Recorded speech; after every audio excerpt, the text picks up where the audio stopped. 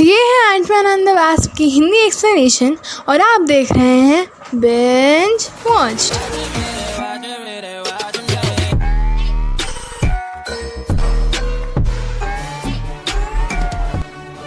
अगर आपने पिछली 2 वीडियोस नहीं देखी जो हैं all Marvel movies in chronological order जो कि स्पॉइलर फ्री है, उसमें आपको मार्वल मूवीज के सीक्वेंस में देखनी है वो पता लग जाएगा।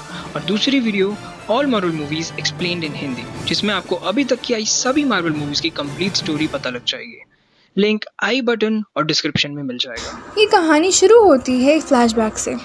1988 में उस समय होप सिर्फ 6 साल की थी, जहां हैंक पाइम और उसकी वाइफ शील्ड एक सीक्रेट मिशन पर जाते हैं। उन्हें एक मिसाइल को फटने से रोकना होता है। इसके लिए उनको मिसाइल के अंदर जाकर मशीनरी ख़राब करनी थी, लेकिन हैंक का तभी रेगुलेटर ख़राब हो जाता है और उसकी वाइफ छोटे होने के चक्कर में इतनी छोटी हो जाती है कि वो क्वांटम रेल में घुस जाती है। अब इस बात को 30 साल हो चुके हैं और ये सब डॉक्टर पाइम अब होप को बता रहे हैं। जब स्कॉट येलो जैकेट सूट से लड़ रहा था तब वो भी काफ़ी छोटा हो गया था, जिसकी वजह से वो भी क्वांटम रेल में चला गया था, लेकिन उसके सारे प्रोसेसेस को उसने रिवर्स किया और वो वापस आ गया। तो अगर स्कॉट ये कर सकता है तो जेनेट क्यों नहीं? और इसका रीज़न वो ये निकालते हैं कि शायद जेनेट को सही लोकेशन एंड रिसोर्सेज नहीं मिल पा रहे होंगे। और दूसरी तरफ स्कॉट होम अरेस्ट पर होता है, जहां वो अपनी बेटी के साथ लुका छुपी खेल रहा था, पर उसका पैर गलती से उसके घर के बाहर चले जाता है और FBI उसकी चेकिंग करने आ जाते हैं। तभी कैसी उनसे पूछती है कि वो सब उनके पिता को इतना परेशान क्यों कर रहे हैं। तभी FBI एजेंट कैसी को पूरी कहानी बताते हैं कि सोकोविया गवर्नमेंट के अकॉर्ड्स के चलते आपके पिता किसी भी अवेंजर्स के साथ मिलना या टीम अप करना अलाउड नहीं है, और क्योंकि उन्होंने कैप्टन अमेरिका के साथ मिलकर अकॉर्ड साइन नहीं किए हुए हैं, तो इसलिए हम आपके पिता को खतरों से दूर रखने के लिए 3 साल के होम अरेस्ट पर डाल रहे हैं। और 3 साल ख़त्म होने में अब सिर्फ 3 दिन रह गए हैं। अगर आपके पिता 3 दिन बाहर नहीं जाएंगे तो वो फ्री हो जाएंगे। और FBI एजेंट के वहाँ से जाते ही मैगी और उसका हस्बैंड कैसी को एक छोटी ट्रिप के लिए पिक करने आते हैं।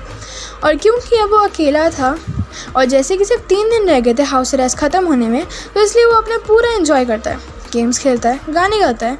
उसके बाद जब वो बाथटब में नहाने जाता है, वहीं उसकी आंख लग जाती है और उसे एक अजीब सा सपना आता है कि एक छोटी सी बच्ची अलमीरा में छुप रही है और स्कॉट का शरीर एक लेडी जैसा है और वो जेनेट जैसा दिख रहा है, यानी पाइम की वाइफ। जैसे वो इस सपने से उठता है तो वो पाइम को कॉल करके सब बताता है। अगले दिन जब वो नींद से उठता है तब होप उसके साथ होती है गाड़ी में, और वो पूछता है कि अगर मैं यहाँ हूँ तो मेरे घर पर कौन है। तो होप बताती है कि उसने एग्जैक्टली स्कॉट के जैसे दिखने वाला इंसान उसके घर पर छोड़ दिया और यहाँ तुम हमारे साथ काम करोगे। हेडक्वार्टर्स पहुँचकर पाइम उससे बताता है कि उन्होंने क्वांटम रेल में जाने वाली एक मशीन बनाई है। जैसे ही पाइम उस मशीन को चलाता है, मशीन ओवरहीट होकर बंद हो गई जाती है और हैंक स्कॉट से उसका सपना उसे बताने को कहता है कि उसने सपने में एग्जैक्टली देखा क्या क्या। अब मशीन बार बार ओवरहीट होकर बंद हो रही थी, इसलिए उन्हें कंट्रोलर की ज़रूरत थी जो कि सनी बज के पास मिलेगा। इसलिए होप वहाँ कंट्रोलर लेने जाती है, पर वो एक डील रखता है कि अगर उससे अपना वो लैब बेच दे तो वो उसे कंट्रोलर दे देगा। पर होप बिना कुछ लिए वहाँ से चली आती है। थोड़ी देर बाद होप अपने वैप्स वाले सूट में वहाँ जाती है और सबको मारकर कंट्रोलिंग डिवाइस ले लेती है, लेकिन तभी वहाँ गोस्ट आ जाती है जो कि किसी भी चीज़ के आर पार हो सकती थी। वो उससे लड़ती तो है, लेकिन वो एकदम से कंट्रोलिंग डिवाइस लेकर गायब हो जाती है। फिर Hank Pym, Scott Lang and Hope वहाँ से अपने लैब जाते हैं और सोचते हैं कि गोस्ट से वो कंट्रोलिंग डिवाइस कैसे लेना है। तभी उन्हें पाइम का एक कॉलेज फ्रेंड याद आता है, बिल फॉस्टर, और वो उसकी हेल्प लेने का सोचते हैं क्योंकि वो पहले भी पाइम के साथ एक साइंटिस्ट था। जब पाइम, स्कॉट एंड होप उसके पास जाते हैं तो वो एक कॉलेज में लेक्चर दे रहा होता है और इन तीनों को देखकर वो अपने स्टूडेंट्स को बाहर भेज देते हैं। फिर हमें वो चारों रूम में एक क्वांटम रियल्म के बारे में डिस्कस करते हुए दिखते हैं।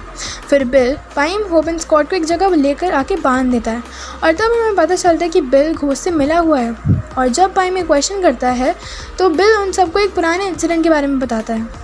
जब हैंक पाइम झील के लिए काम किया करते थे तब उसके साथ एलिस्टर नाम का एक साइंटिस्ट भी काम करता था और उनकी हेल्प किया करता था।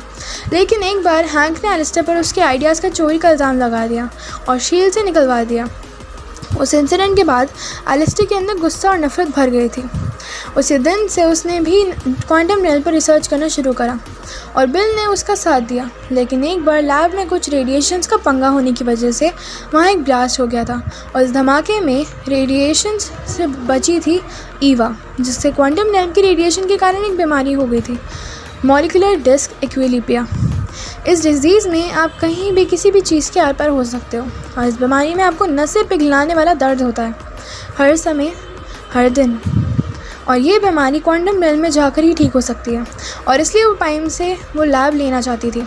और अब क्योंकि उसकी मदद कोई भी नहीं कर पाता, इसलिए बिल फॉस्टर उसे लड़ना सिखाते हैं और अपनी ज़िंदगी कैसे व्यतीत करनी है वो भी सिखाते हैं। और इसी के साथ ईवा शील्ड के लिए काम करने लगती है। इस सब के बाद ये तीनों वहाँ उन चींटियों में उन्हें फंसा कर निकल आते हैं और जंगल में अपना लैब बड़ा करते हैं और रिसर्च शुरू करते हैं। जेनेट को वापस लाने के लिए सब था और जैसे ही वो मशीन शुरू करते हैं, स्कॉट और जेनेट का दिमाग एक हो जाता है और स्कॉट के अंदर जेनेट का दिमाग काम करता है और वो सारे कोच जो गलत थे, जिसकी वजह से वो बाहर नहीं आ पा रही थी, उन्हें ठीक कर देती है। पर इसी के बीच कोई इन सब की लोकेशन पुलिस को दे देता है और उन्हें वहाँ से भागना पड़ता है। वो उस लैब को छोटा कर अपने पास रख लेते हैं और जेल में जाने के बाद स्कॉट उन्हें वहाँ से निकलने के लिए FBI के कपड़े देकर भगा लेता है। और क्योंकि उनके पास अब सिर्फ 1 ही घंटा बचा था, स्कॉट इस लैब को लेकर भागता है ताकि पाइम अपना एक्सपेरिमेंट पूरा कर सके। यहाँ पाइम रैम के अंदर जाता तो है, इतने में ही वहाँ घोस्ट आ जाती है जिससे ये लैब चाहिए थी, क्योंकि उसके पास भी जीने के लिए सिर्फ 2 ही हफ्ते बचे थे और अगर वो ठीक नहीं हुई तो वो मर जाएगी। और वो इस लैब को लेकर भागने लगती है। स्कॉट उससे लड़ता है और हालात का फ़ायदा उठाकर सनी बज भी उस लैब को लेकर एक शिप पर चढ़ता है।